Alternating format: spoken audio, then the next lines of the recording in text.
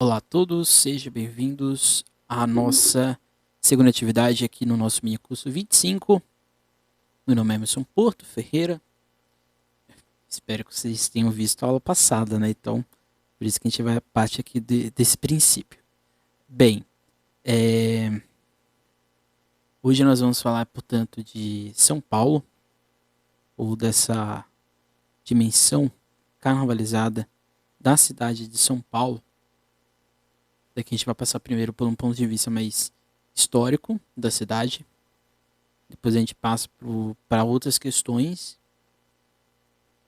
como as escolas de samba falam sobre a cidade de São Paulo. Depois a gente vai entender como a cidade, tudo aquilo que a gente viu teoricamente na aula passada, como aquilo influenciou e ainda influencia nas escolas de samba da cidade.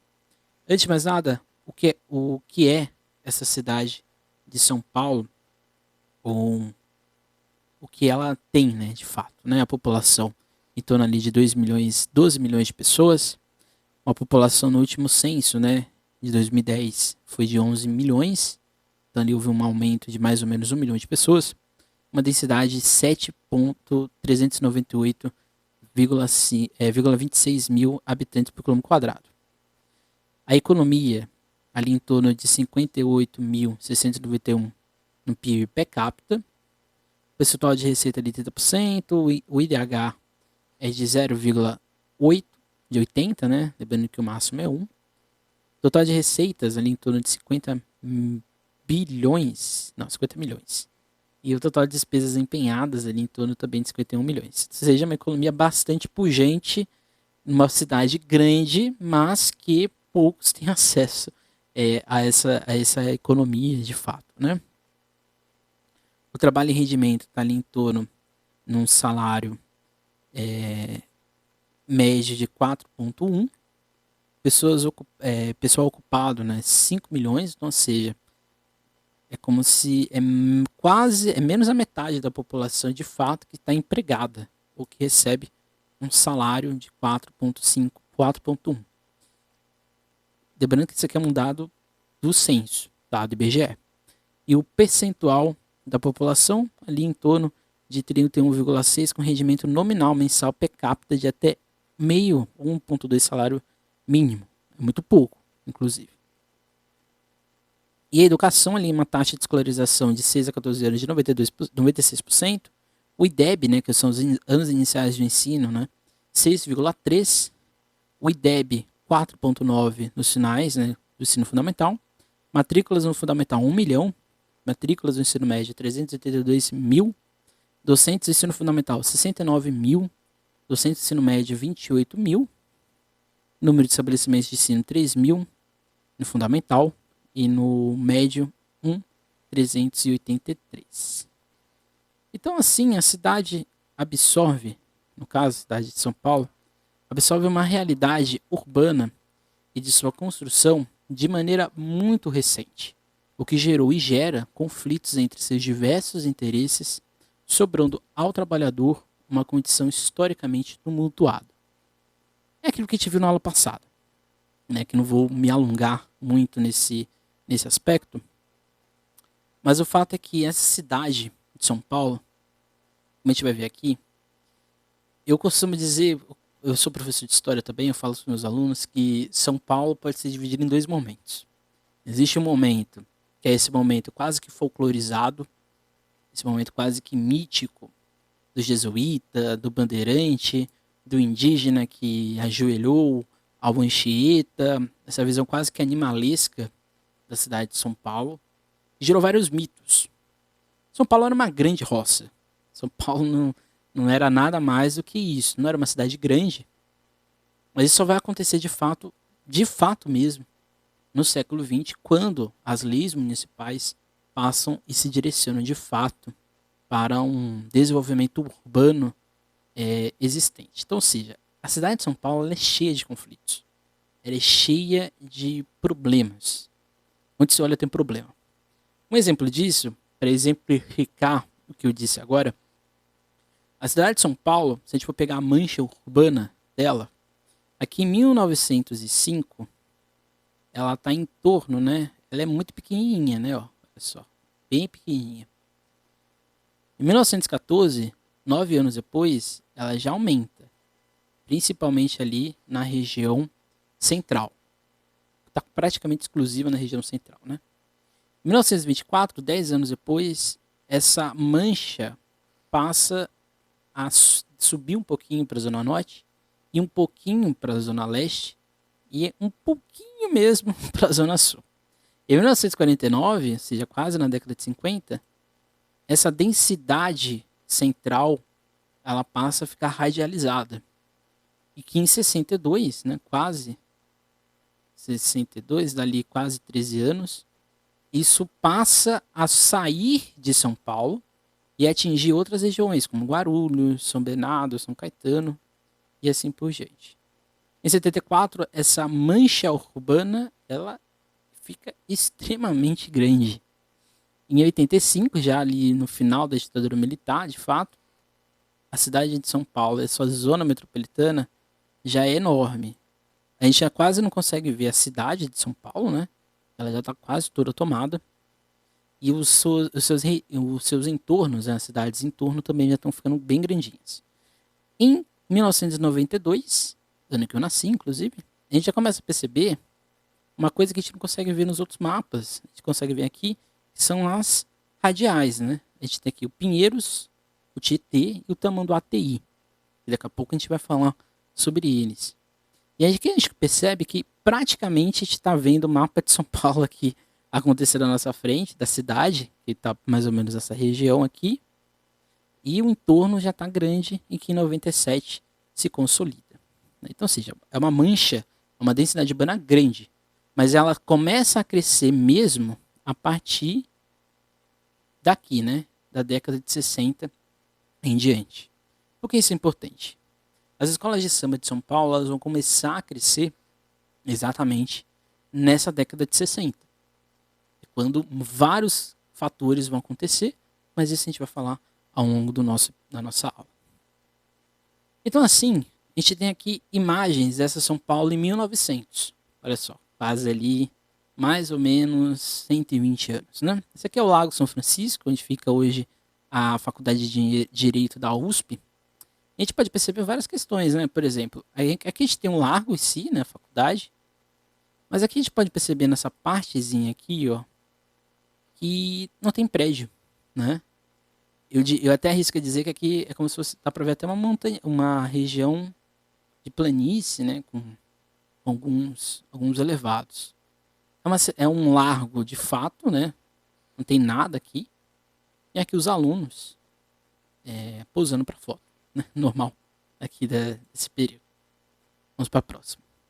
Aqui em 1900, ainda no meados dos 1900, a gente tem a construção da Estação da Luz, que vai ser um importante ponto de ligação entre o interior de São Paulo, região de Campinas, também um importante ponto de ligação com o Vale do Paraíba, paulista e carioca depois, né?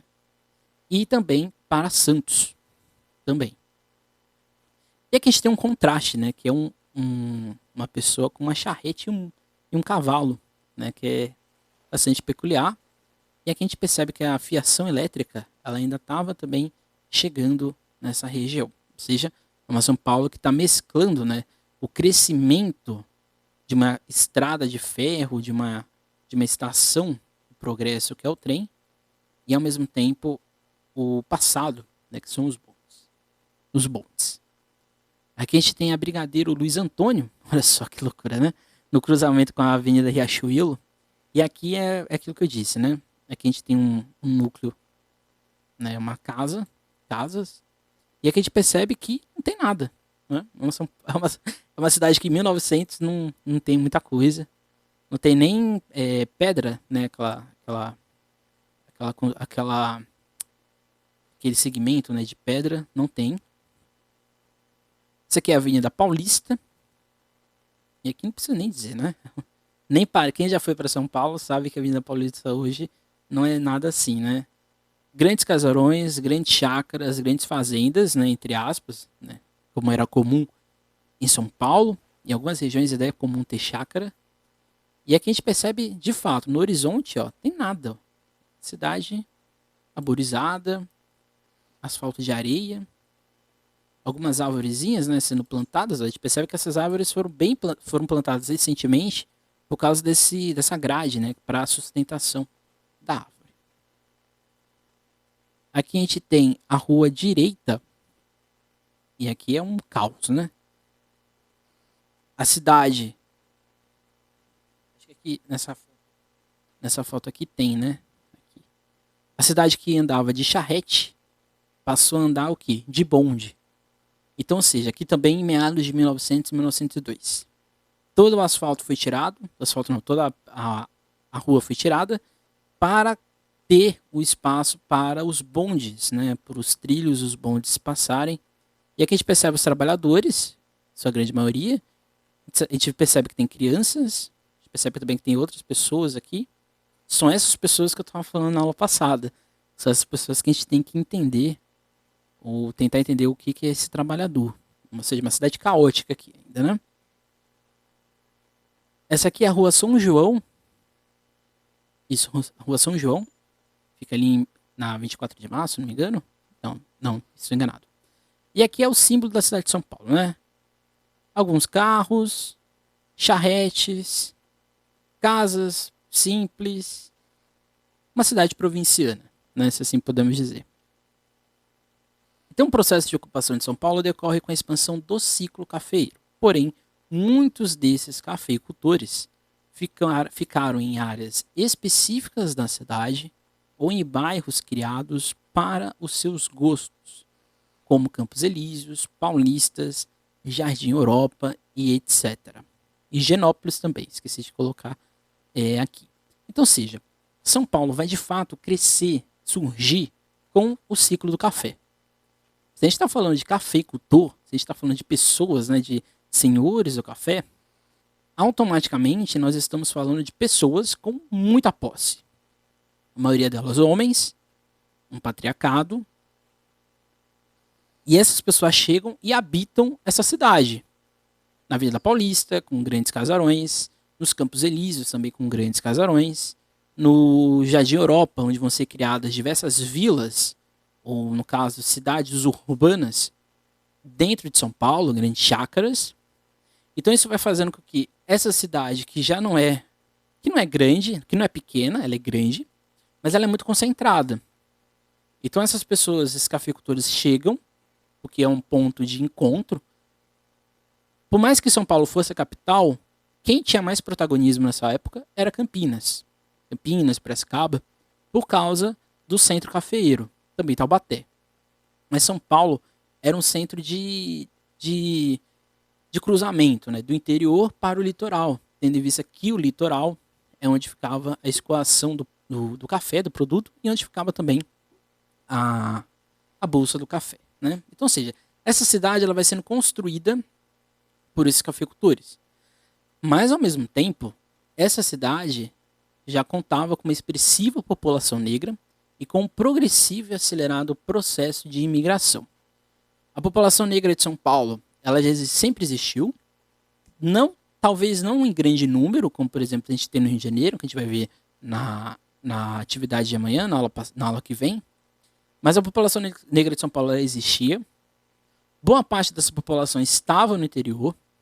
Mas depois do processo de fim da escravatura em 1888, essa população passa a ir para São Paulo exatamente para o quê? Buscar melhores oportunidades de emprego.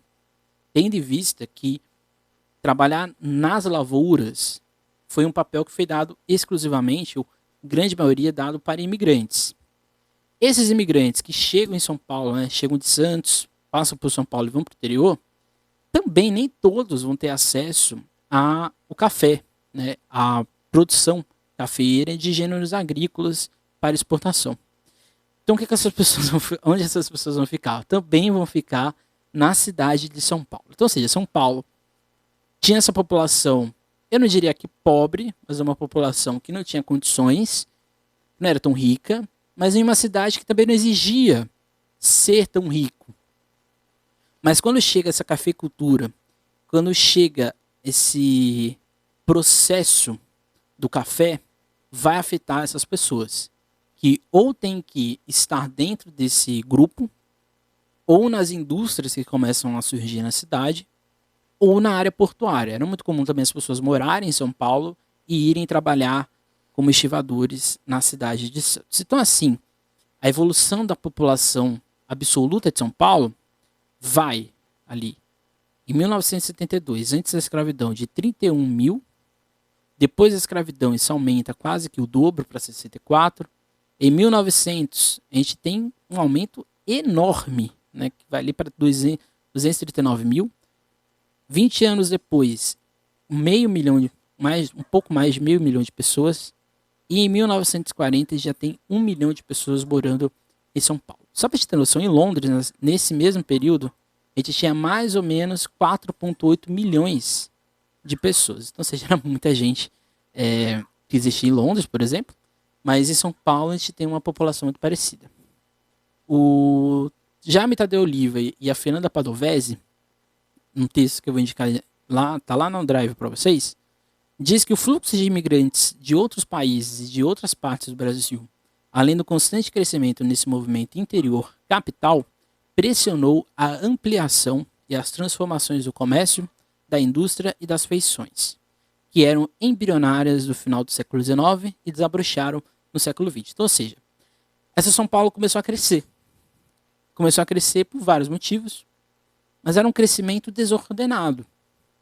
Era um crescimento também que era expoliativo, como a gente viu na aula passada, e ele ia, década a década, forjando alguns vícios ou alguns padrões existentes, que é o que a gente vai ver agora.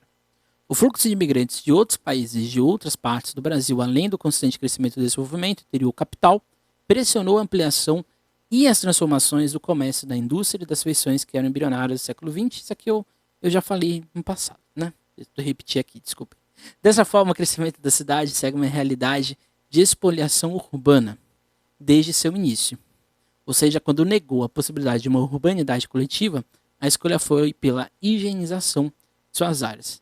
Esse aqui é um ponto só para a gente fechar aqui, essa parte, que agora a gente vai se direcionar mais para o carnaval também. O que é importante aqui a gente ter em mente ou dimensionar, que eu acho que é o ponto principal. Essa cidade de São Paulo, que está surgindo ali nos anos 30, é uma cidade caótica. É uma cidade que preferiu favorecer poucos e massacrar ou negar a possibilidade para muitos. Quando a gente for ver daqui a pouco as escolas de samba, a gente vai perceber que as escolas de samba, a sua grande maioria, estão dentro desses bairros, desses núcleos. Então, quando a cidade começa a crescer, se verticalizar, ela começa a se fragmentar, ela começa a criar bolsões, onde cada grupo tem que ficar, isso vai gerar vários conflitos e tentativas também de resistência. E aqui citando o Pollack, uma resistência inteligente, porque boa parte desses grupos vão encontrar maneiras de resistir a essa realidade. Por exemplo, temos as escolas de samba, os cordões, mas a gente tem, por exemplo, futebol de várzea, que vai ficar principalmente na região do Rio Pinheiros, do Rio Tamanduateí e no Rio Tietê. Esses campos de várzea eram espaços de solidariedade e de sociabilidade de boa parte dos trabalhadores de São Paulo. A gente está falando aqui de classe trabalhadora. Então, uma classe trabalhadora que já aqui nos anos 30 tinha que sobreviver, porque o salário não era grande. Se você era negro, se você era pobre, periférico, você não tinha muitas condições de vida mesmo. Então era uma roleta russa, era uma loteria gigantesca numa cidade. Então, para os autores, né, para o Jaime e para a Fernanda, existem 4 fatores que contribuem para essa realidade. O primeiro deles é um crescimento no século XX que negou a densidade e a diversidade do seu núcleo em torno. E aqui citando o próximo ao que o Lúcio Kovarik aponta. Esse crescimento mais desigualdade é o que vai gerar núcleos ou bairros dentro da cidade que vão se reconstruindo com o passar do tempo. Eles vão sair do centro e indo e se irradiando, como a gente viu aqui, né? Ó. Aqui, ó.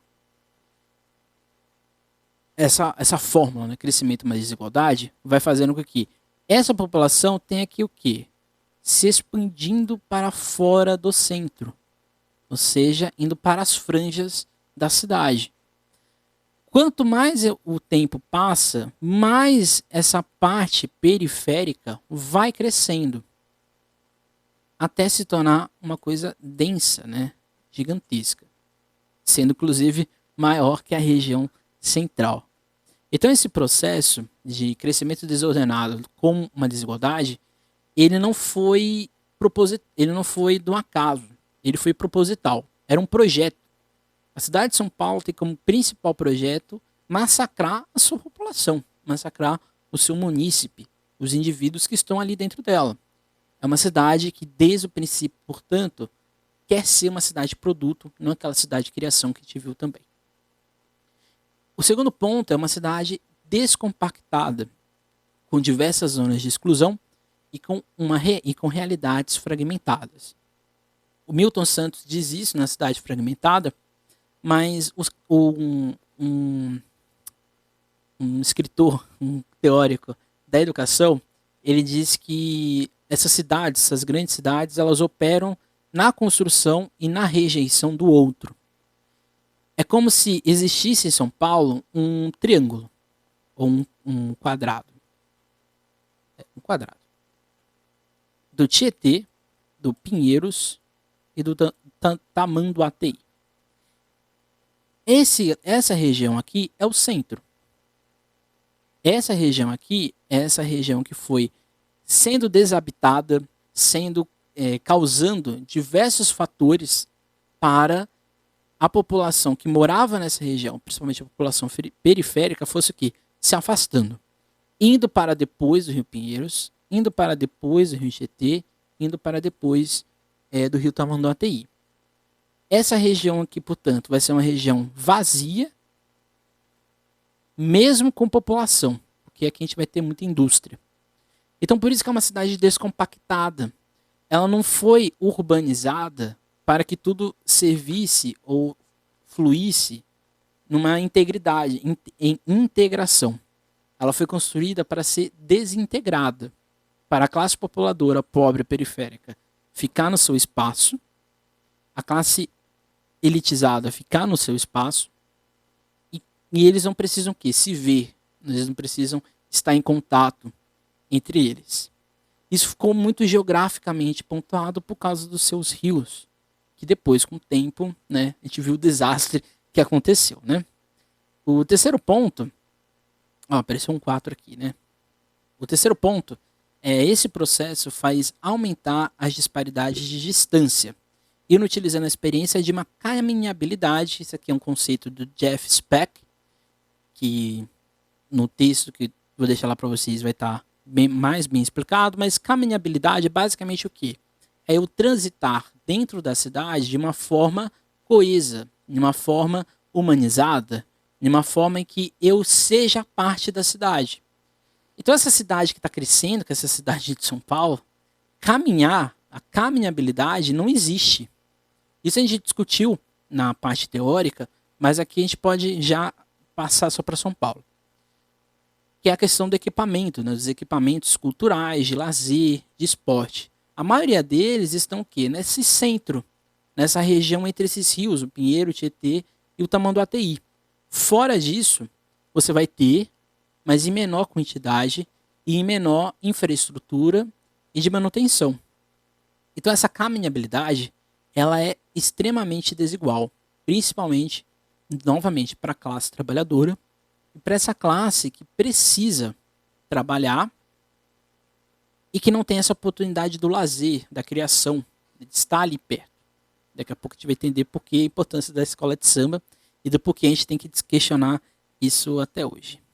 E o quarto ponto é uma segregação como projeto e com elementos dispersores, como perda de funcionalidade do centro, quando o centro ele passa por uma espécie de embelezamento, por uma espécie de Belle Époque atrasada que vai ser herdada do Rio, um sanitarismo. Tira-se os cortiços, tira a população negra, os imigrantes que causam arruaça, principalmente os italianos, vão mandando eles para as outras zonas. e assim se virem. Fujam, saiam. Isso faz com que o centro, que era uma região convulsiva da cidade, perca sua urbanização, perca sua humanidade, e ele vai pouco a pouco morrendo. E é o que a gente tem hoje, né? O centro de São Paulo é belíssimo, mas ele ficou tão esvaziado nessa política do Estado, da cidade de São Paulo e das elites privadas, que expulsou tudo. E hoje o centro de São Paulo é nada mais nada menos do que um cadáver que está andando. É um zumbi. Nunca vai morrer, porque ele tá ali, vai existir para sempre, as suas construções e tudo mais, mas ele está morto. Ele está morto vivo. Essa é a questão. Um outro elemento dispersor, né, são esses fatores que vão dispersando as pessoas. São a urbanização tardia, ou seja, ali nos anos 50, 40 e início dos 60, não existia projeto de urbanização, se virem. Quando se cria um projeto de urbanização, esse projeto é super agressivo, não funciona, não dá certo, para ser bem sincero. E com isso, essa urbanização vai ficando tardia. Não é à toa que em São Paulo existem vários problemas de quê? De alagamento, de eletricidade, de manutenção da cidade, porque foi tudo feito de forma descontrolada, que não teve projeto. Então acaba que uma parte é mais nova que a outra, que uma parte tem asfalto, mas a outra não tem, e assim por diante. E são as manchas de exclusão, que é o outro elemento dispersor, que são o quê? Vão se criando áreas específicas, vão se criando áreas que vão se mudando com o tempo. Um exemplo é a Zona Leste. A Zona Leste de São Paulo, até início dos anos 2000, era uma região abastada, ninguém queria morar na Zona Leste. Mas a iniciativa privada, principalmente, vai fazendo dessa Zona Leste um espaço atrativo para o quê? Para essa população que já não conseguia mais morar perto do centro, tinha que ter um outro lugar para morar. Isso vai acontecer com Santa Amaro, isso vai acontecer em partes ali em Santana, Tucuruvi, vai acontecer ali um pouco na Zona Oeste, mas a Zona Oeste é um pouco diferente, porque é uma região mais empresarial. Mas o fato é que essas regiões, por exemplo, Tatuapé, ele passa a crescer, se tornar uma das regiões mais, não desenvolvidas, mas com maior quantidade, com maior renda em São Paulo, recentemente. Então, ou seja, essas manchas de exclusão vão pouco a pouco excluindo as pessoas que já não conseguem mais pagar aluguel e assim por diante para outras áreas da cidade. E assim a gente chega no carnaval, né? Mas qual cidade as escolas de samba cantam? A gente pode colocar em dois modelos. Eu coloquei três aqui, mas são dois modelos. É uma cidade positiva, guerreira, acolhedora, que ergueu-se pela união dos povos, que é a cidade-mãe. E a gente tem um outro ponto, que, embora seja com menor intensidade, é essa cidade das visões críticas, principalmente do dimensionamento espoliativo. As escolas de samba de São Paulo, não sei porquê, não me perguntem, mas eu acho que vale inclusive para uma pesquisa. As escolas de São Paulo têm um fetiche tão grande de enaltecer a paulistaneidade, o imigrante, o indígena dócil, o negro dócil, todas, não há uma que escape dessa realidade. Tem um enredo ali, outro aqui que é um pouquinho mais crítico, mas todas elas, na sua grande maioria, falam dessa paulistaneidade, que é uma herança, eu diria, da comemoração dos 400 anos da cidade de São Paulo, lá em 1954. Em 1954, todo esse discurso bandeirantista, do jesuíta, da cidade locomotiva do país, fez criar essa ideia da cidade-mãe, uma cidade acolhedora, que não acolhe ninguém, né? São Paulo, se você tiver dinheiro, ela te acolhe. Se você não tiver dinheiro, meu filho, você está, né, numa condição bastante difícil. Então essa visão aqui é a visão homogênea nas escolas de samba de São Paulo. Por vários motivos. Acho que as escolas de samba de São Paulo não são críticas, elas não têm esse compromisso e elas não querem. Acho que esse é um ponto importante. Acho que as escolas se sentem muito confortáveis nessa posição de falar do lado positivo, do lado bonito.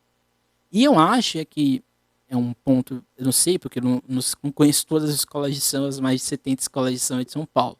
mas as escolas que eu conheço, acho que boa parte da sua administração, desde os anos 80, ficou muito confortável nesse posto de administração. E com isso foi excluindo qualquer possibilidade de crítica. E também por vários motivos, o AI-5, e a ditadura, e a repressão, e a censura, e etc. Enredos críticos, eu vou pegar aqui alguns, que é a Gaviões de 97, que se essa rua fosse minha, a escola vai fazer uma crítica da urbanidade, da urbanização em São Paulo, né? Eu quero ver essa cidade acontecer, eu quero muito alegria e prazer, quero a saudade, muita paz e felicidade, é meu amor abraçadinho com você. O bota asfalto nessa terra, quando chove brota lama, minha terra da garoa, universo de emoção. Paquera, samba e assim por diante. Essa letra, esse desfile, não é um desfile bonito, mas é um desfile que coloca uma interpretação da cidade de São Paulo nua e crua. É a rua falando da cidade. Então, é uma cidade desigual, uma cidade que os trabalhos vão do degradante até a pessoa que é riquíssima, milionária. É uma cidade que vai da pessoa que mora em prédios luxuosos até a pessoa que está morando na rua. Então, essa visão crítica, que é uma herança da Gaviões da década de 90, que era uma escola mais crítica do que hoje, que surgiu essa ideia de uma cidade em que a lama, né, como diz ali, é mais imponente do que necessariamente o asfalto. A gente tem a Tom Maior de 2004, que é um dos poucos enredos que são um pouquinho mais críticos no ano dos 450 anos da cidade.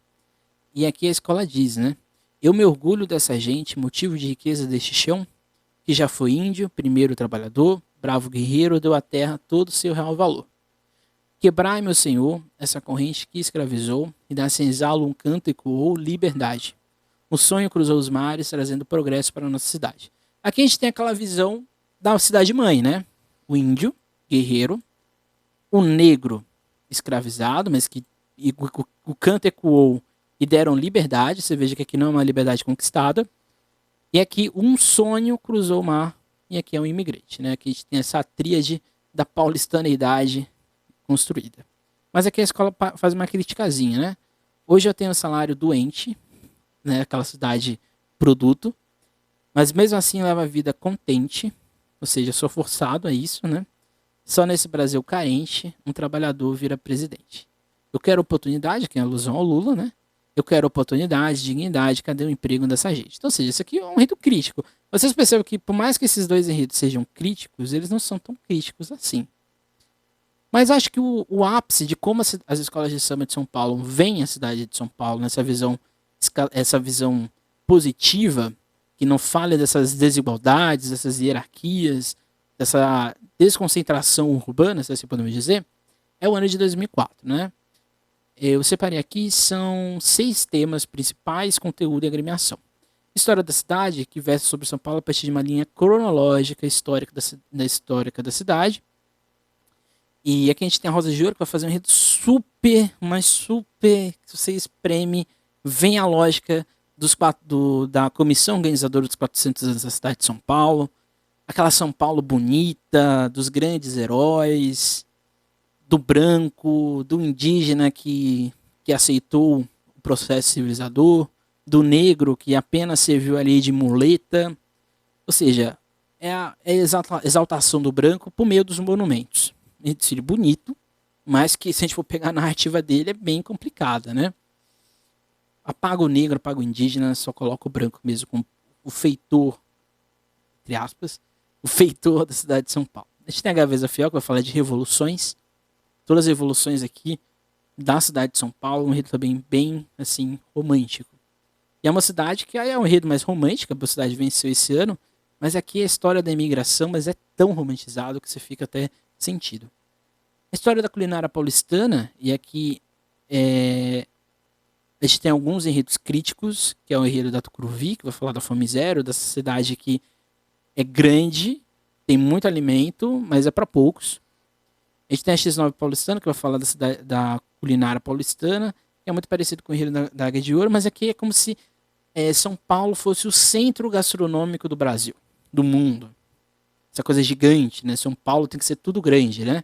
Então a gente é o centro da culinária brasileira, que não é mentira, que não é verdade, né? Mas também não é mentira. A gente tem enredo sobre a identidade paulistana da Vila Maria pelos migrantes, da Unidas do Peruche pela fé não, é, pela migração, e aqui a gente tem a Barroca Zona Sul, e sim, pela fé. Os bairros da cidade, escolas que vão falar das suas regiões, como Vai-Vai, no Bexiga, Camisa Verde e Branco na Barra Funda, Tatuapé no Tatuapé, Imperador do Ipiranga no Ipiranga. E aqui todos esses enredos aqui são bem bonitos, é um bairro que não tem defeito, assim por diante. Artes em geral, a gente tem a Nenê de Vila Matilde com a Bienal de Artes e a Helena de Itaquera na arte em geral. E um enredo abstrato, que talvez acho que seja é o enredo mais crítico desse ano, do Império de Casavide, que vai fazer um paralelo dos heróis gregos com os heróis paulistanos. A gente percebe que esses heróis têm muitos defeitos, caso nenhum tem muitas qualidades, não. Ou seja, quando a gente fala das escolas falando da cidade de São Paulo, todas elas orbitam nessa lógica do falar bem. Não entrar em polêmica, não vamos falar do Borba Gato, aquela coisa horrorosa que existia, que eu não tô falando, não estou comemorando ele ter tacado fogo nele, mas acima de tudo foi uma bondade estética queimar o Borba Gato, porque aquela coisa era horrorosa, era feia, sem contar outras questões, né? Mas as escolas de samba de São Paulo, elas não têm, quando vão falar da cidade, esse senso crítico. Parece que tudo tá bonito, parece que não tem nenhum problema. Mas será que isso também não é um reflexo de como as escolas de samba, ao longo do tempo, foram se aproximando dessa realidade? É o que a gente vai ver agora. Quando a gente pega essa música do Geraldo Filme, que é um dos hinos da Vai Vai, ele diz lá: quem nunca viu o samba amanhecer, vai no Bexiga pra ver, vai no Bexiga pra ver. Quem nunca viu o samba amanhecer, vai no Bexiga pra ver, vai no Bexiga. Eu só não coloco aqui porque essa música tem direito autoral. E o YouTube vai dar problema aqui no meu vídeo. O samba não levanta mais poeira, asfalto hoje cobriu o nosso chão. Lembrança eu tenho da Saracura, saudade eu tenho do nosso cordão. Isso aqui é uma crítica que ele está fazendo. Geraldo Filme é um dos principais sambistas do Brasil, de São Paulo. Eu acho que ele é o pai do samba paulista, porque ele é o verdadeiro herdeiro do paulista, do samba paulista. Não é o Adoniran Barbosa, e podem aqui me criticar nos comentários, mas o Adoniran Barbosa ele é apenas um simulacro de uma visão idílica de São Paulo. Quem está falando de São Paulo mesmo, da população negra, periférica, pobre da cidade, é Geraldo Filme. E nesse samba, nessa parte aqui, ele está falando dessa São Paulo que as escolas, que os grupos carnavalistas estão próximos. E essa é a São Paulo que ele está hoje vivendo, que ele está cantando, né? Bexiga, hoje é só arranha-céu e não se vê mais a luz da lua. Mas o vai-vai está firme no pedaço, é tradição e o samba continua. Por que esse samba aqui é importante para a gente entender o que a gente vai passar aqui? O Carnaval de São Paulo ele passa por vários processos. Ao todo são 4, que eu vou linkar aqui para vocês. Desses 4 processos, o primeiro talvez seja o mais problemático. Mas o segundo em diante, o segundo, terceiro, 4 processos, é um caminho quase que coordenado para chegar a essa ideia da cidade de negócio. O samba do Geraldo Filme é um samba que está narrando a cidade de São Paulo, mas só que aqui ele está falando do vai-vai. Por mais, e aqui acho que é o ponto principal que eu quero aqui colocar para vocês.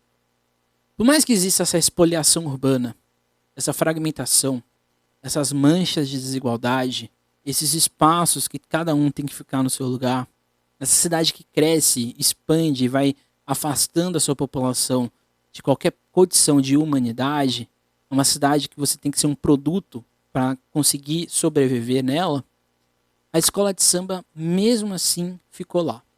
E eu acho que o melhor exemplo para entender como o processo de urbanização, por mais que ele foi agressivo, as escolas de samba conseguiram pelo menos tentar resistir, é a Vai-Vai. A Vai-Vai está numa região que mudou muito durante muito tempo e ela está lá até hoje, existindo, tentando sobreviver. Acho que essa é a grande questão. Então aqui eu elenco aqui é uma divisão minha, tá? Não é de outro autor, é minha mesmo.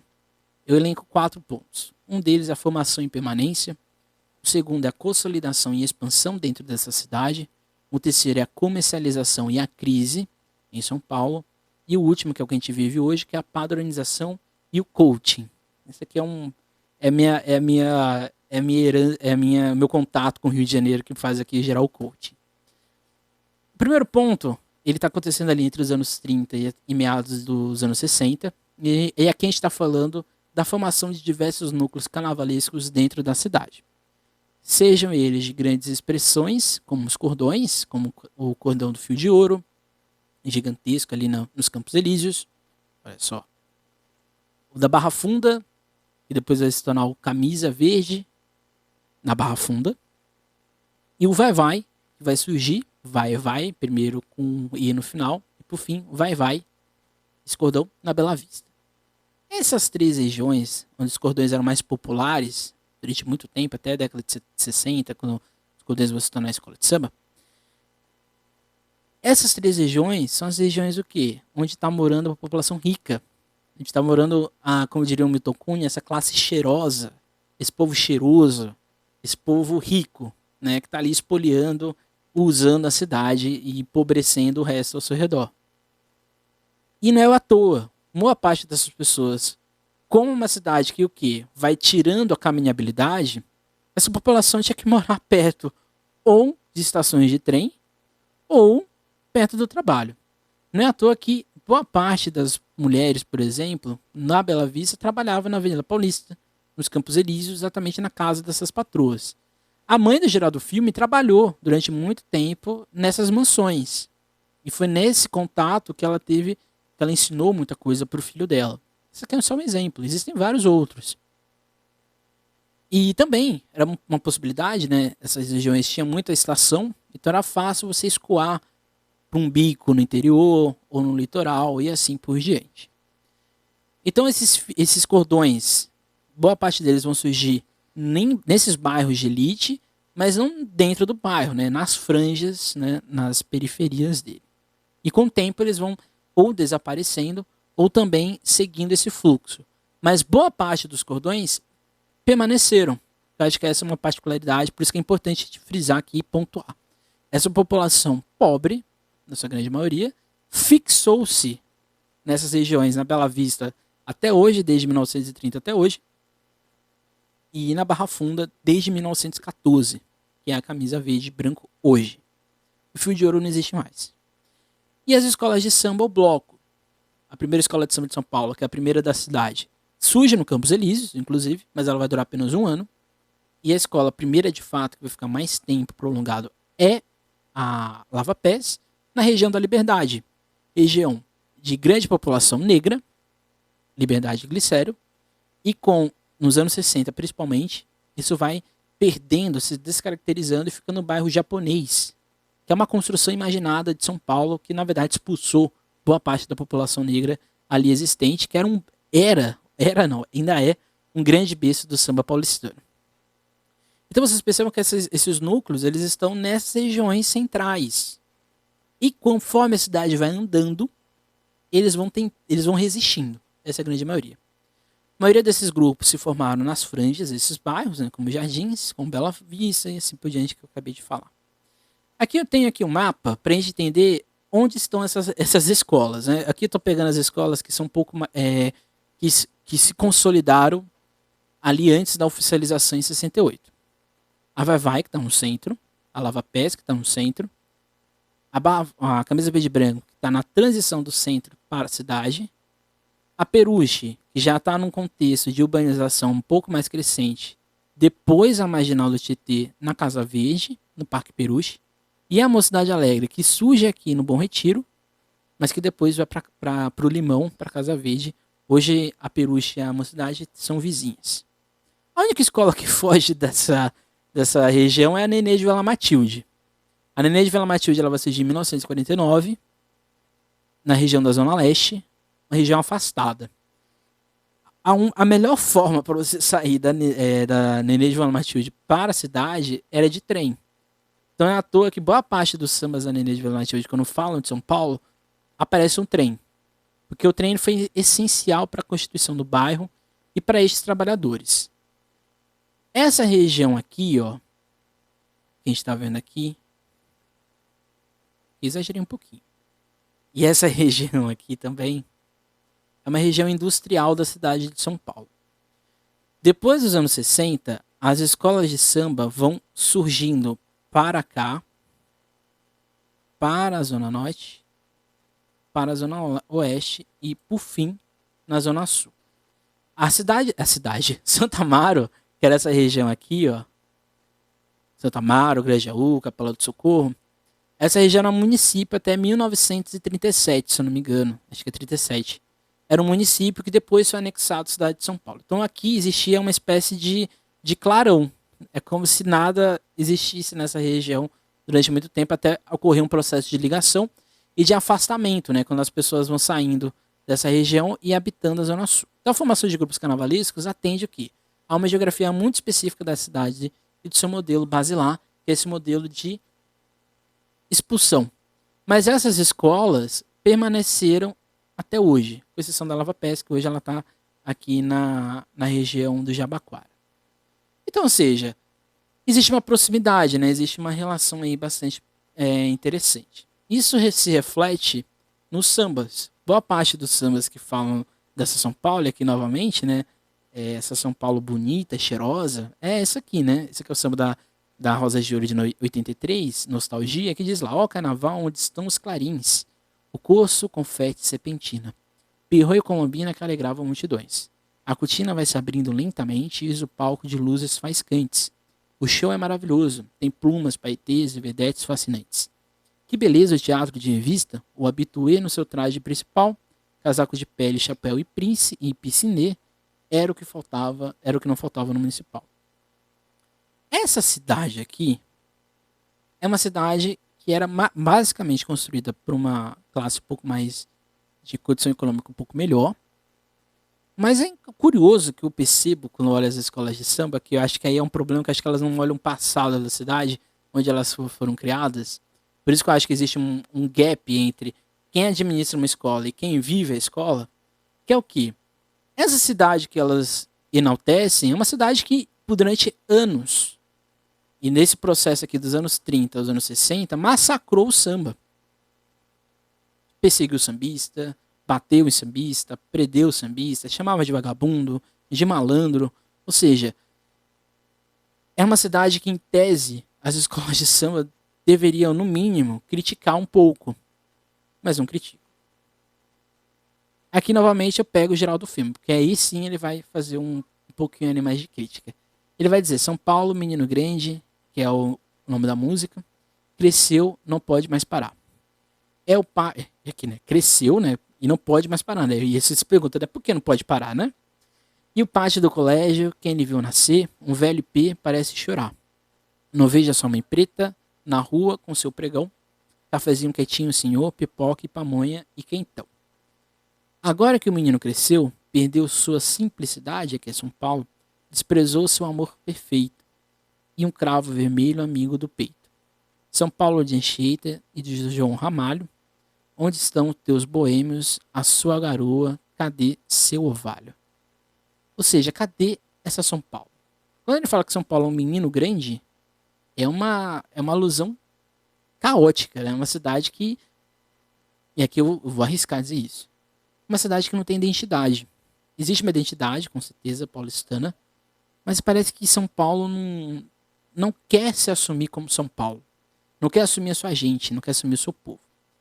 Mas isso muda nos anos 60 até metade dos anos 90, que é esse período de consolidação e expansão. Então, nesse processo longo de profundos conflitos, o carnaval que antes era das ruas se espalha pela cidade. Em 20 anos, 40 escolas de samba surgem na cidade. Então, ou seja, entre os anos 60 e até o fim dos anos 80, 40 escolas de samba vão surgir na cidade. Antes, era um pouco mais de 30. Não, um pouco mais, era um pouco mais de 20, na verdade. Eram poucas escolas. E alguns cordões e blocos. E do nada vão surgir 40 escolas de samba. Por quê? A gente vai explicar daqui a pouco. Isso a grande maioria afastada da região central e ocupando as regiões além das marginais. Como aponta Zélia Lopes da Silva, cada bairro reflete alguns traços que movimentam tais representações. E o perfil da cidade e de seus habitantes e de suas práticas culturais. E aqui, cada espaço terá uma formação distinta e complexa. Eu acho que isso aqui é muito importante a gente entender por quê. Para a gente entender uma escola de samba, a gente tem que entender o seu bairro, como a gente já discutiu anteriormente.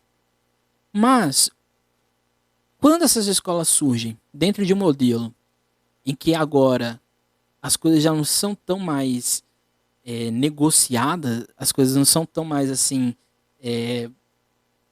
locais, né? A construção de um desfile já não é da comunidade, ele passa a ser uma dimensão gigantesca. Essas escolas que vão surgindo, elas vão construindo sua sedimentação, suas tradições, mas parece que existe um vazio nelas. Parece que falta alguma coisa para elas de fato se consolidarem como escolas de samba. Para algumas, o que vai consolidar elas é essa ligação com o bairro, que permanece nas escolas mais antigas, em algumas que surgem, mas em outras, esse start vai começar recentemente, principalmente a partir dos anos 2000, quando esse modelo passa a ficar um pouco mais padronizado, que a gente vai ver mais para frente. Mas o fato é que o perfil da cidade e do seu bairro vai refletir muito essas escolas de samba, vai refletir muito essa complexidade que existem nelas. Então, em termos de urbanização, esse carnaval que se consolida está envolto em uma proteção política. Boa parte dessas escolas vão buscar atores políticos para financiamento, atores privados para o seu financiamento, e não mais o livro de ouro, não mais o dinheiro que sai do bolso dos sambistas. O que muda a relação entre as escolas de samba a partir de então. Então, se antes a ligação era da escola de samba com uma rede comunitária, se assim podemos dizer, de financiamento, e às vezes, né, ali com um jornal, um rádio, é um dinheiro bem escasso, o que gerava uma instabilidade, mas o que prevalecia aqui era exatamente a escola de samba e não a produção que ela tinha. Isso aqui vai ser mudado para um rendimento econômico que vai vir de financiadores, do ser privado e assim por diante. Mas agora entra o Estado, o poder público, junto o quê? Com o quê? Com a lógica do turismo, ou com essa lógica empacotada existente. O Carnaval de São Paulo nunca foi parte da Secretaria de Lazer, ele sempre foi parte da Secretaria de Turismo, desde que a prefeitura assumiu a escola de samba. Nunca foi da cultura. É curioso, né? Porque a gente fala que o carnaval é manifestação cultural, a prefeitura diz que o carnaval é manifestação cultural, mas para a prefeitura, de fato, né, a verdadeira prefeitura, aquela que existe mesmo, que manda, o carnaval ele é parte do turismo. Então esse direcionamento do carnaval como um espaço de jogo de interesses perpassa por uma visualidade turística e econômica desde a década de 70. O papel do carnaval foi colocado dentro do turismo, e aqui citando a Clara Assunção, em fantasias negociadas. O ponto que gera essa realidade é exatamente o modelismo com o carnaval carioca. Ou seja, nesse processo de modernizante, o antigo carnaval deveria ser substituído em seu lugar, colocado algo de consumo mais rápido e de fácil identificação. Por que isso aqui é importante? Porque em 1968 a gente vai ter uma grande ruptura do Carnaval de São Paulo. Se antes a gente tinha um carnaval que era muito mais voltado para essa espontaneidade, entre aspas, dos componentes, para uma construção mais comunitária, a partir de 68 isso vai mudar. A prefeitura vai assumir a administração do Carnaval de São Paulo, o carnaval vai se tornar de fato parte da cidade, ou seja, vai ser a escola sem cumprir regras para receber subvenção e assim por diante. A prefeitura vai comandar toda a infraestrutura, mas eles vão ter a brilhante ideia de pegar o regulamento do Rio de Janeiro e não fazer nenhuma adaptação para São Paulo. Então eles vão mudar a musicalidade, bateria, tem que ter baiana, coisas que as escolas de São Paulo não tinham. Baiana não existia em São Paulo. Baiana era uma coisa do Rio de Janeiro. É uma construção do Rio de Janeiro. Não existe em São Paulo a tradição da baiana. É uma construção herdada do Rio de Janeiro que as escolas de samba de São Paulo foram obrigadas a ter que fazer por causa do regulamento. As baterias de São Paulo tinham instrumento de sopro. Tinha toda uma musicalidade mais pesada, inclusive, heranças, né, do samba paulistano, samba paulista do interior. Ou seja, era uma outra cidade. Era um outro carnaval. Existia a baliza, existia os pandeiros, existia uma coisa mais solta, que era uma escola de samba meio cordão, mas era uma escola de samba. E isso muda em 68. Então todas as escolas tiveram que entrar em parafuso. Então as escolas antigas, mais tradicionais, com exceção da Nenê, que a gente vai...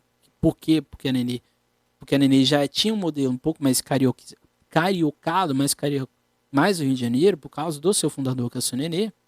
Mas essas escolas mais antigas, inclusive a Nenê com o tempo, vão perdendo, porque o regulamento vai sendo ajustado de acordo com a realidade em que ele foi criado. E aqui citando algo a von Simson, o resultado foi uma série de regras baseadas no modelo de escola de samba carioca. Um modelo que não guardava correspondência com a estrutura das poucas escolas já existentes em São Paulo e muito menos com a forma de organização dos numerosos cordões, a manifestação mais antiga e autêntica do carnaval negro na nossa cidade. O cordão resiste.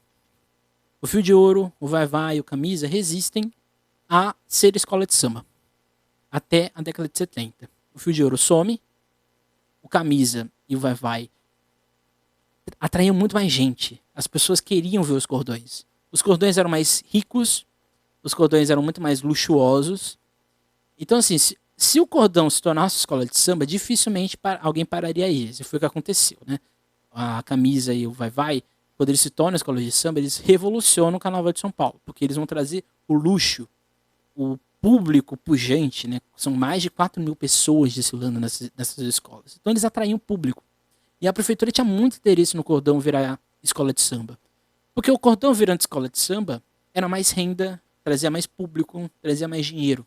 Não é à toa que os cordões desfilavam ou no fim das escolas de samba, para o público ficar ali preso, ou entre as escolas de samba para o público ficar. Porque não era uma tradição de São Paulo. Era mais comum ir para Santos ver escola de samba do que ficar em São Paulo para assistir às agremiações. E ainda nessa lógica de racializada e do negócio, as ligações das escolas de samba com as empresas comerciais e agências de propaganda, uma fonte considerável de recursos, permitia-lhes agir rapidamente, queimando etapas rumo à obtenção do componente. Isso gera um mercado profissional do samba, que é o que a Olga von Simson fala, porém ainda como um embrião, em que alguns sambistas de fato começam a ter um quadro de profissão. Por quê? E acho que aqui é uma coisa também muito importante. A escola de samba como uma empresa não existe aqui. Não existe nos anos 70, não existe nos anos 80. Começa a dar passos nos anos 90, mas o que tinha aqui é o quê? Era essa proteção política. A gente pode também aumentar para uma proteção econômica e de ligações ali, né, de conchavos. As escolas, então, portanto, elas tiveram que passar por um processo muito radical, acelerado. O carnaval que elas tinham que seguir era um carnaval que elas nunca tinham feito e que, portanto, elas foram obrigadas a saírem do zero novamente para se estruturarem. Um exemplo disso é exatamente os títulos existentes, né? Na década de 60, a Peruche tinha 4, a Mocidade que surge ali no final dos anos 60 não ganhou nenhum título, estava no acesso, e a Vai-Vai ainda não existia como escola de samba, e a Nenê tinha 5 títulos. Na década de 70 e gente, a Peruche não ganha nenhum título, a Nenê ganha só um título em 80 e o outro em 2000, a Mocidade vai ganhar 3 títulos em 70 e um na década de 80, e a Vai-Vai, ó, ganha 6 títulos. Assim que se torna escola de samba, vai ganhando título, vai colecionando título atrás de títulos. Títulos atrás de títulos. Se a gente colocasse aqui a camisa verde e branco, a camisa verde e branco ia ter aqui 6 títulos. Ou seja, muita coisa. Se a gente for ver entre a década de 60 e 2000, 4 escolas de samba, e aqui eu escolhi essas, não foi à toa. Entre 60 e 2000, a primeira escola de São Paulo vai ter 7 rebaixamentos.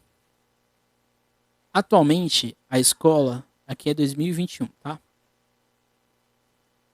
Atualmente, a escola está no grupo 1, acesso 1 de bairros da UESP, que seria a 5ª divisão de São Paulo. E nesse tempo, de 60 até 2021, 2 títulos. A camisa tem um rebaixamento. São vários rebaixamentos aqui. São um, dois, três, quatro. São 4 rebaixamentos. A escola hoje está, na época, hoje está no grupo de acesso, na verdade, esqueci de colocar aqui, e com 9 títulos. O último deles na década de 90. Depois disso, nunca mais. A Vai-Vai tem, esqueci aqui, um rebaixamento.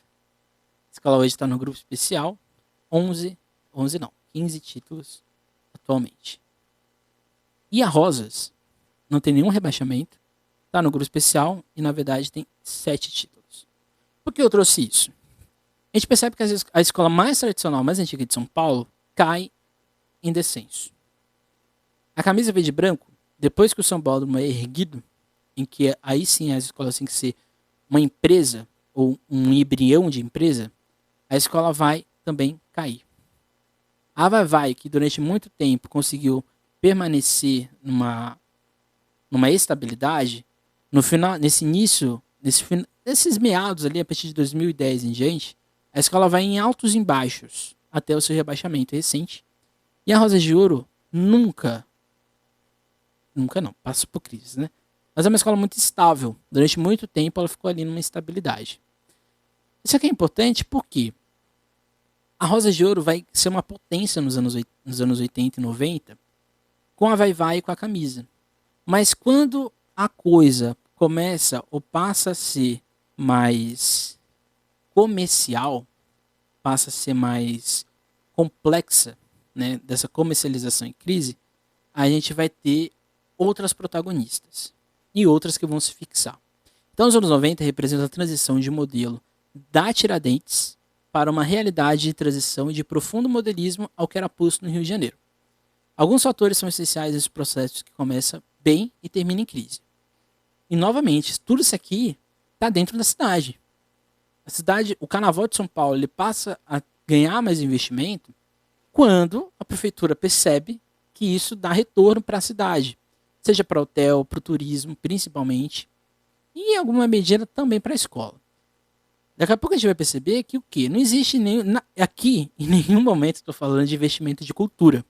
Nem aqui no momento aqui eu estou falando que esses órgãos privados ou públicos estão interessados em investimento nessas escolas. Eles estão preocupados em quê? Investimento no espetáculo para ser um produto da sua cidade para tal período.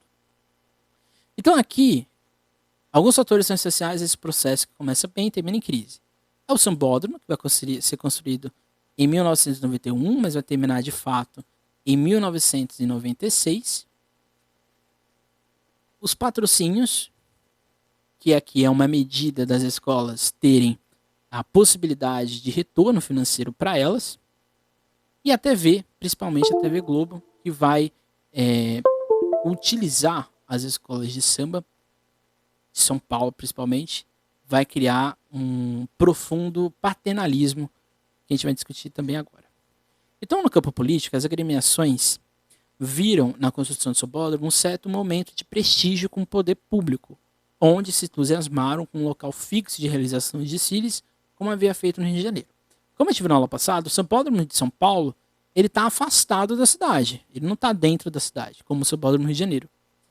Então, por mais que no início gerou-se uma alegria, nossa, vamos ter um sambódromo, depois com o tempo, essa alegria foi se tornando desânimo, porque o sambódromo não avançava, a prefeitura fez de tudo para que o projeto não saísse do papel, a Irundina colocou de fato a imposição dela para que isso saísse de fato do papel. Então, a Irundina, se existe um sambódromo hoje, é porque a Irundina brigou com muita gente para que isso acontecesse. E com o tempo, as escolas tiveram que se antes elas tiveram que passar por um outro ponto de início, com o sambódromo elas tiveram que novamente voltar do zero. É a única questão que eu sou um pouco contrário ao Baronete. Eu acho que esse modelo de Tiradentes ele vai permanecendo até ali até 1998, 99. As escolas não eram grandes. As escolas tinham bons desfiles, mas não eram desfiles grandes, grandiosos, ou desfiles como, por exemplo, o modelismo carioca. Ainda era muito Tiradentes. Das escolas principais, poucas tinham desfiles assim fora desse padrão Tiradentes. Com o tempo que isso vai acontecer. Ao lado disso, as escolas, para se fixarem, precisariam ter renda e lucro, seja de forma privada ou eventos nas quadras. E aqui, novamente, volto para o bairro. As escolas que estão dentro dessa ligação viária de transporte na cidade vão ter condições de fazer eventos, como, por exemplo, a Rosa de Ouro, que é uma quadra gigantesca, que tem evento quase todo mês, quando tinha, né, quando estava fora da pandemia. A Mocidade Alegre, a gente tem a Vai Vai, que embora não tenha uma quadra específica, mas tem ali uma zona que atrai muita gente, por causa do nome, principalmente. Mas algumas outras escolas, por serem de uma região em que esse desenvolvimento vai sendo um pouco mais afastado, isso não acontece. Os eventos acontecem, mas não na mesma intensidade, por vários outros motivos. E a TV Globo, ao monopolizar os direitos de televisão, foi pouco a pouco inserindo seu próprio ritmo e demanda de transmissão, principalmente a partir de 2000, quando ela vai padronizar. Tem que ser 14 escolas, como no Rio de Janeiro, tem que começar em tal horário para eu poder transmitir vocês. Se vocês não quiserem, paciência.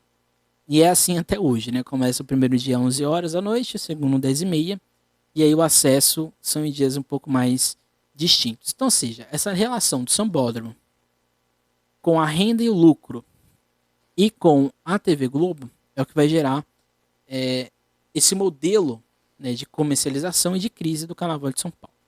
Aqui eu trouxe uma reportagem do Estado de São Paulo com o seu Basílio. Diz o seguinte, né? Com a verba obtida dos patrocinadores da empresa, a Sociedade Rosa de Ouro, Escola Campeã Paulista de 94, tem conseguido vestir seus 2.700 componentes para desfilar na avenida, apresentando-se em condições de disputar o título. Nos últimos 5 carnavais, a Rosas ganhou 4 títulos. Sem as empresas patrocinando, não daria para fazer carnaval, afirmou o presidente, já falecido, Eduardo Basílio. Basílio, que também é um dos fundadores da escola, todo ano sai com projetos na mala, em busca de empresas dispostas a pagar o carnaval do ano seguinte. Para 95, por exemplo, com o samba enredo Paixão Nacional, Basílio pretende bater nas portas da Antártica para obter $150 mil, quantia suficiente para pagar 80% dos custos. Os outros 20% serão divididos entre outras empresas. E o retorno. O ganho institucional por parte das empresas patrocinadoras também é grande. Tivemos muita sorte, disse Cândido Machado Leite Neto, diretor da Machado e Amaral, agência publicitária que cuida do marketing da Transmontano. Em apenas 3 anos de patrocínio, a escola foi campeã 2 vezes. Nos últimos 5 anos, a Rosa de Ouro só não ganhou o Carnaval Paulista em 93, que terminou empatado. Segundo o Leite, o ganho com o patrocínio é a longo prazo, mas com a exposição que a Rosa de Ouro vem obtendo na mídia, o retorno é muito mais rápido, além de ter vendido os componentes vestido os componentes da bateria. Era comum em São Paulo, até 98 mais ou menos, as escolas poderem colocar patrocínio na fantasia e na alegoria, era muito comum. E aqui a gente tem um exemplo muito claro. Uma escola como a Rosa de Ouro tem condições de fazer isso.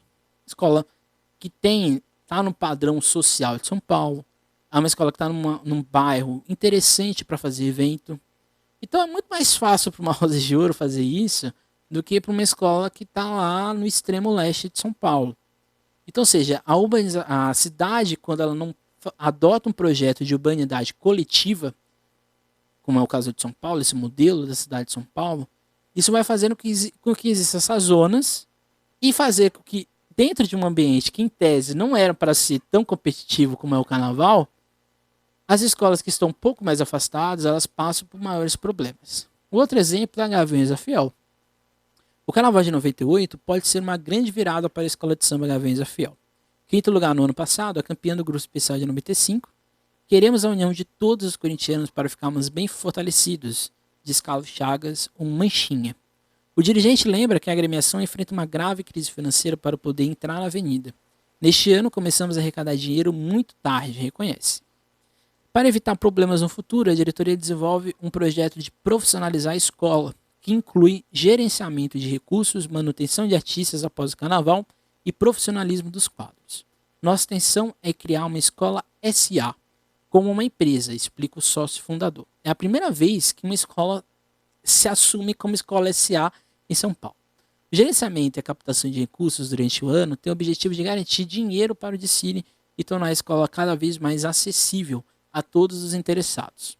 Com a situação financeira equilibrada, será possível reduzir o preço das fantasias para o integrante, exemplifica Chagas. Assim, mais gente poderá participar das atividades da escola e desfilar na avenida. Na quadra da Gaviões, a intenção é atrair cada vez mais pessoas independente do desfile do carnaval. Estamos promovendo eventos paralelos, como o campeonato de pipas, no terreno que fica ao lado da quadra, e queremos destruir a imagem ruim que se formou em torno de nós. A Gaviões, ela utilizou o carnaval como uma possibilidade de tornar a sua imagem positiva. Durante a década de 90, a Gaviões e as torcidas organizadas de São Paulo vão ser banidas. Elas não podiam entrar nos estádios e elas não podiam fazer eventos em suas quadras. Então a Gaviões se utilizou do carnaval como uma possibilidade de quê? De obtenção de seus recursos, de uma obtenção de uma nova perspectiva da sua realidade. Então por isso que essa comercialização, eu coloco a Gaviões como um grande exemplo. Porque é a primeira escola que de fato vai criar esse lado empresa, esse lado do dinheiro acima de tudo. Os carnavais de 98, 99, 2000, 2001, 2002, 2003, 2004 da Gaviões da Fiel são incríveis. São muito ricos. É muito caro. A escola vai investir milhões, não vários milhões, mas vai investir milhões nesse período todo, exatamente para reconstruir a torcida. Depois a torcida, a escola vai passar por várias crises, mas isso aqui a gente não vai analisar. Mas o que é importante? Tanto na Rosas de Ouro quanto na Gaviões da Fiel, em outras escolas da cidade, principalmente as escolas mais com possibilidade, elas conseguem se estruturar e conseguem bater de frente com essa realidade. São elas: Camisa, que está na Barra Funda; Vai Vai, que está no Bexiga; Mocidade, que está na Casa Verde, no Limão; Rosas de Ouro, que está na freguesia do Ó, perto da marginal do Rio Pinheiros, do Rio Tietê, desculpe. Aí a gente vai ter a X9 Paulistana na Parada Inglesa, uma escola que tem um investimento também muito grande. Então, ou seja, essas 5 escolas são escolas que de fato tentam ou estão prestes a ser empresa. As outras, eu bato aqui com toda a minha certeza, dificilmente essa realidade existia. Um exemplo é a Peruche 95, né, que ela vai fazer um enredo sobre a crítica. Não deixem um samba sambar, que é o desfile desse ano. Tem efeitos eletrônicos, supersônicos para se ver. Depois que o visual virou quesito, vale tudo, pode crer. Gente bamba virou profissão, saudade, se a saudade deixa disso, dinheiro é o compromisso, não é mole não. Zuzuzum, plim plim plim, aquela alusão a Globo, né? Na telinha um avião, lindas mulatas de bumbum de fora, estou a 1000 por hora, explode a sedução. Por que é importante esse desfile, né? Você lembra na aula passada, quando a gente viu o Duran, quando ele falou da política cultural, que não é um problema a relação comercial das escolas. Isso daqui não é um problema. O problema é quando, atendendo aos interesses da cidade, da construção da cidade-negócio, a gente vai criando esse fetiche pelo espetáculo, que todo ano tem que ser maior. Mas quando a coisa tem que ser maior, vai chegar um momento que ela explode. E esse samba da Peruche está fazendo exatamente essa crítica, né? Está fazendo essa alusão do porquê a gente tem que fazer isso. Por que a gente tem que fazer isso? Fica a questão aí para o final. Quando o carnaval é um produto turístico econômico, o que se torna comum é a troca de funcionários de acordo com o rendimento, pois o que importa é o título, a permanência e a maior possibilidade de obter lucros. Por exemplo, a Gaviões da Fiel pede um carnaval em 99? Não, 2000. Pede carnaval de 2000 porque a roupa da porta-bandeira cai. E a primeira matéria do Estadão é exatamente a escola vendo a possibilidade de troca da porta-bandeira porque ela não trouxe a nota 10. A Vila Maria, em 2008, ela também não ganha um carnaval por causa do quesito porta-bandeira. E a escola, no final, também avalia em trocar a sua porta-bandeira. E assim, nesse período de comercialização e de crise, o Carnaval de São Paulo vai passar por isso. Coreógrafo não trouxe a nota 10? Troca. Tem outro, vamos fazer, é melhor e assim por diante. Tal diretor não correspondeu ao que a gente quer? Troca. Traz de outra escola, a gente vai pagar mais. Então, ou seja, isso não é um problema novamente. Mas isso vai descaracterizando a lógica da escola de samba. Isso vai, pouco a pouco, criando uma outra escola de samba dentro da escola de samba. Que é essa escola de samba que vive para desfile e, ao mesmo tempo, tem uma outra escola de samba que vive para a sua comunidade. Qual seria melhor? Não sei. Fica aí para vocês a critério. Ou seja, essa realidade faz com que as escolas tenham que profissionalizar seus quadros. Porém, a realidade paulistana estava longe de ser uma empresa de fato. É o que eu disse para vocês aqui. A gente vai ter, de fato, lógica de escola-empresa a partir ali de 2010.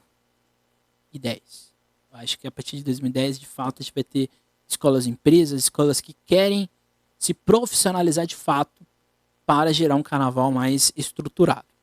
Acho que a partir de 2010 a gente pode perceber isso. Por mais que alguns funcionários passem a ser mais valorizados que outros, poucas escolas de fato conseguiram estar nesse seleto grupo, no que chama de modernidade tardia. Aqui eu chego na tradição. As escolas mais antigas, elas não têm recurso, elas não têm dinheiro para fazer isso. Não é porque elas não querem, é porque elas não têm como fazer isso. Elas estão dentro de uma rede em que houve tantas clivagens, houve tantas rupturas da realidade do carnaval, em que elas ficaram simplesmente perdidas na possibilidade dessa comercialização. Cita aqui a Peruche, que é uma escola que está no acesso 2. Cita aqui a Nenê de Van Matilde, que é outra escola que está no acesso 2. Cita a Vai Vai, que recentemente caiu. A Camisa, que está no grupo de acesso. E a Lava Pés, que está no acesso 2. Aqui citando algumas escolas. É uma Cidade Alegre, que estava naquele mapa lá que a gente mostrou no início? Não. Porque ela está dentro desse circuito de cidade. Ela está dentro desse lugar e que, em tese, é possível investir. Está ali na zona nervosa da cidade. Então, ou seja, essa modernidade tardia é um carnaval de São Paulo que está numa cidade acelerada, uma cidade de negócios, mas é um carnaval que ele não respeitou o seu tempo. Ele foi avançando tão rápido que ele não olhou para si. Ele não conseguiu entender o que era bom ou ruim para ele próprio. Filosófico. O Carnaval de São Paulo pode ser visto como uma modernidade tardia, uma vez que seu desenvolvimento não ocorreu de forma natural. Pelo contrário, ele seguiu o ritmo do negócio que a cidade em sua volta adotou. E aqui citando a Caroline Luvisotto, um trabalho belíssimo. Ela fala sobre a tradição gaúcha. Olha só, né? Aproximações. Fracionamento dos modelos estabelecidos no passado, construídos em unidades fechadas que agora se abrem direcionados ao desconhecido, é o que essa modernidade tardia gera. É como se as escolas, a partir ali da década de 90, foram crescendo. Nossa, eu tenho que ser grande, o sambódromo tá aí, eu tenho que fazer bonecão, eu tenho que fazer bonecão girar, voar, tocar fogo, soltar LED, fogo de artifício. Eu tenho que fazer isso, mas não olha qual é o final disso. Não olha para o trabalhador, não olha para a condição de cidade. É como se a escola de samba fosse criando uma bolha em torno dela. É como se ela fosse se desprendendo da cidade. Então essa modernidade tardia, ela nunca vai ser modernidade. Porque enquanto o Carnaval de São Paulo não entender o que aconteceu na cidade de São Paulo, o que aconteceu com seus trabalhadores, que são os seus componentes, eu acho que nunca a gente vai dar esse passo para frente. Ou seja, a como direcionamento inconclusivo. Isso é uma forma muito sólida e que não é exatamente precisa em sua formulação, o que nos leva à mediação de uma crise de modelo de produção. E aqui é exatamente por isso que é da comercialização à crise, nesse período dos anos 90 a 2014. Por quê? A produção está ali, tem que ser o simulacro da cidade, e as escolas estão perdidas. Poucas escolas conseguiram fazer esse modelo e as outras não conseguiram. O que elas têm que fazer? A padronização, o coaching, o discurso além do carnaval. Então, esse padrão é indiretamente proporcionado pelas agremiações que, em busca de uma maior competitividade, de estarem nesse aceleramento, dessa aceleração da força produtiva da cidade, dos patrocínios, da força burocrática, do tempo oficial, do tempo do carnaval, do tempo do dinheiro, elas têm que estar dentro da competitividade. Então colocam no processo de julgamento uma maneira comum de se fazer desfile, que é o que para muitos se chama engessamento, mas eu chamo de suicídio. Eu não chamo nem de um regulamento engessado. Eu acho que é um regulamento suicida. Porque ele surge para padronizar. Ele surge para gerar uma competitividade que, ao meu ver, é uma competitividade falsa. É exatamente atender os interesses dessa escola de samba do tempo da produção da cidade, do fazer as metas do mega evento. O Carnaval de São Paulo ele é um mega evento da cidade de São Paulo. Então, ou seja, se eu estou dando dinheiro para você, você tem que me dar retorno. Então, assim, o que esse modelo de carnaval do regulamento promove é um conflito de visões de gestão do desfile. Se antes quem incomodava o barracão e a avenida era a gente que vivenciou tudo na base do olho, né? Eu tô ali no grito, no a alegoria, talvez não vai, o boneco vai ficar preso ali, mas vamos lá, no olho, na espontaneidade, é na minha experiência, que às vezes dava certo e às vezes não dava certo, e aqui, né, várias questões. A partir de então, né, a partir desse período aqui, que vai ali de 2015 até hoje, até um pouco mais, né, 2010, acho que a gente pode dizer que já está acontecendo isso. Tudo tem que ter uma técnica, um tempo, então tem que ter uma técnica específica para alegoria, o que é bom, é importante isso, dá mais segurança. Mas tem que ter um tempo específico para entrar na avenida, tem que ter uma técnica para ela entrar. Ela não pode entrar de qualquer jeito, ela tem que entrar ali num jeitinho, não pode ser de qualquer forma. Um movimento, tem que ter ali um movimento específico e um gesto. E aqui, principalmente nos quesitos, comissão de frente e mestre sala porta-bandeira, que muita gente não fala, mas são os quesitos que mais sofrem com esse regulamento suicida de São Paulo. É a escola de samba sendo engolida pela cidade produto. Ela não está dentro da cidade de obra hoje. Talvez a sua comunidade. O discurso que ela tem na comunidade.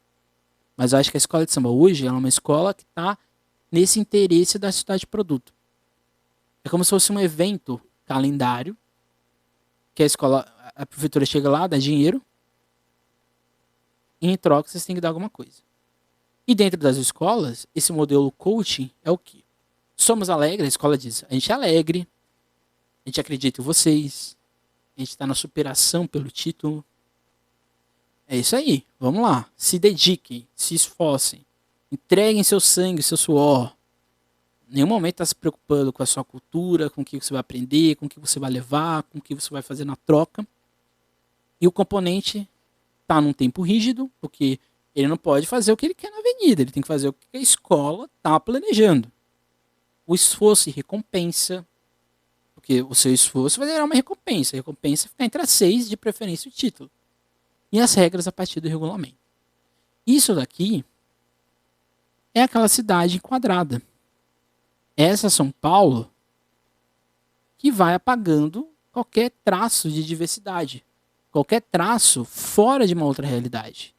Esse carnaval coaching, esse carnaval padronizado, é um carnaval para atender interesses. O interesse da televisão, porque todas as escolas vão estar bonitas, e assim vai gerar aquela falsa sensação de que existe um carnaval competitivo, porque na verdade não é competitivo. Se você é criativo, se você quer fazer algo novo, você vai ser penalizado, porque você está saindo do padrão. Você não pode sair do padrão. Você tem que estar nesse modelinho aqui. Se você é um componente e você quer fazer o que você quiser na avenida, você não vai desfilar. Vai para que bancada, se você tiver dinheiro. E o ingresso também não é tão barato. Então, ou seja, é esse dinamismo justificado que nos faz pensar que as próprias escolas tendem a buscar esse enquadramento. Porque quem faz esse regulamento suicida, quem atende esses interesses é a escola. E de novo, quem tive na aula passada, as hierarquias existentes dentro da cidade se transferem para a lógica da escola de samba, inclusive aprofundando crises. Em que momento isso se desenvolve no sentido que os indivíduos deixam de ser o centro do protagonismo? É uma pergunta que eu deixo para vocês. A arrecadação do Carnaval de São Bódromo entre 2017 e 2020 sai dos 150 milhões em 2017 para incríveis 310 milhões em 2020. É muito dinheiro. Isso reflete também no valor que a prefeitura passa para as escolas. Nas 14 escolas do grupo especial, cada escola recebeu em 2020, para o carnaval de 2020, R$ 1.280. Você multiplica isso por 4, dá mais de 14 milhões. O acesso 1, 847 mil. O acesso 2, 186 mil. É muito dinheiro. Se a prefeitura dá esse dinheiro, e aqui de novo, né? Secretaria de Turismo. Se a prefeitura dá esse dinheiro, não é porque ela está preocupada com a cultura da escola de samba. Ela está preocupada com o quê? Com isso daqui, ó. Com a arrecadação que ela vai receber. Aí você pode estar se perguntando, mas isso daí, você está sendo mentiroso. Quantos projetos a prefeitura investe para, de fato, promover as escolas de samba de São Paulo como órgão cultural? O Carnaval de São Paulo ele é patrimônio do Estado. Mas o Estado não deu essa condição do Carnaval de escola de samba separado do Carnaval da cidade, do Estado. Diz que todos os carnavais de São Paulo têm que ser um bem patrimonializado. O Carnaval de São Paulo de escola de samba é diferente do Carnaval do interior de Jundiaí, de Guaratinguetá, de Campinas. É diferente. Então, ou seja, o Estado, a Prefeitura de São Paulo, não tem nenhum interesse cultural com o Carnaval. O interesse é esse daqui, ó, a arrecadação. Essa relação coaching. É esse padrão. É isso que eles querem. Ó. Um exemplo disso é o Sambódromo. O Sambódromo ele é assim. As escolas utilizam toda a sua área nos desfiles. Mas o novo projeto da GL Eventos quer fazer uma curva. E um centro aqui, né, no caso, multiuso. Uma arena multiuso em São Paulo. Então, ou seja, o interesse nessa cidade, que agora a gente já está encerrando aqui, essa cidade ela vai então se voltando para o lucro. É um problema, novamente? Não. Mas o Sambódromo aqui, essa relação do concessão de Sambódromo durante 30 anos para a GL Eventos, que tem a posse da AMB e do Centro de Convenções de Imigrantes, é a prova de que o interesse da cidade de São Paulo não é o desenvolvimento das escolas de samba. O interesse é quanto que eu posso ganhar com isso? Se a prefeitura pudesse privatizar as escolas de samba da cidade, tenho certeza que ela faria. Ela não tem esse direito ainda. Quem sabe um dia ela vai ter. Mas se ela pudesse, ela concedia para alguém isso. Ela só não concede, e ela concede toda o ANB, o complexo, menos a pista. Porque ela sabe que isso daqui dá para ela esse retorno aqui, ó, de 310 milhões. Então, ou seja, não existe o interesse cultural, que é o que o Christian Dennis diz na geografia em São Paulo relacionado ao samba. Aponta que nunca a história das políticas públicas de cultura e lazer em cidades como São Paulo teria plenas condições de promover o carnaval como uma tecnologia social de inclusão, que é o que eu disse para vocês. Não existe. Isso daqui é inclusão aonde? Não é. É ganhar com isso. Esse modelo atual é uma fantasia negociada, como escreve Clara Assunção, que as escolas de samba vestem para serem incluídas na burocracia da cidade. Quando a liga não emite nota, não faz nenhuma manifestação de preocupação com que esse projeto representa, é porque ela prefere ficar silenciada, ela prefere não se meter nessa briga que não é dela, de fato, mas ao mesmo tempo reflete que ela quer o quê? Tá dentro dessa burocracia. O Carnaval de São Paulo, e aqui para encerrar, dentro da cidade de São Paulo, ele está dentro dessa cidade negociada. Então, qual será o destino desse carnaval negociado com a cidade? A gente foi percebendo, né? A cidade de São Paulo se ergueu para apagar diversidades, para criar hierarquias, para criar a falta de caminhabilidade, uma cidade expoliativa que fez de tudo para apagar essa herança cultural das escolas de samba. E quando percebeu que poderia ter lucro com isso, começou a investir. E isso foi pouco a pouco criando várias clivagens, várias crises nas escolas de samba, até chegar no modelo atual. Que é exatamente isso que eu questiono para vocês. Qual será o destino desse carnaval? Não sei. Cenas dos próximos capítulos. Então, no próxima aula, a gente vai encerrar o nosso mini curso, que a gente vai trazer toda essa discussão de cidade novamente, para a gente entender o Carnaval do Rio de Janeiro. Aí você pode estar se perguntando, mas por que eu não falei do Rio de Janeiro primeiro? Porque foi de propósito, para a gente perceber como o Carnaval de São Paulo ele é totalmente diferente do Carnaval do Rio de Janeiro. O Carnaval de São Paulo não copiou o Carnaval do Rio de Janeiro, ele foi forçado, por causa do Regulamento 68, a ser igual ao do Rio de Janeiro, e isso criou um Frankenstein, que foi se modificando com o tempo. E aí é isso. Então na aula que vem a gente vai falar do Rio de Janeiro, fazer esse questionamento sobre a cidade de São Paulo, sobre a cidade. Acho que vai ficar um pouco menor. Não sei. Mas é isso. Então até mais. E na aula que vem também eu falo como vai ser o trabalho. É isso, até mais e tchau.